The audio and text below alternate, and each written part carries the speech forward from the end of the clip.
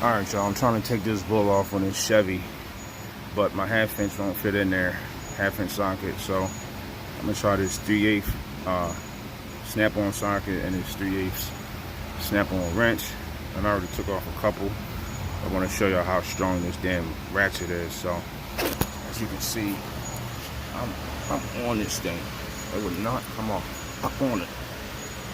I'm leaning on this thing, so I've been using this cheetah bar.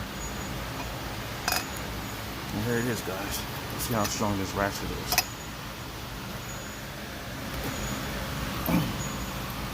God damn.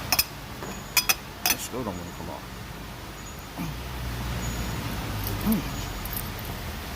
Hold on. Damn. Well, there you go. That shit broke on camera, dog. Oh.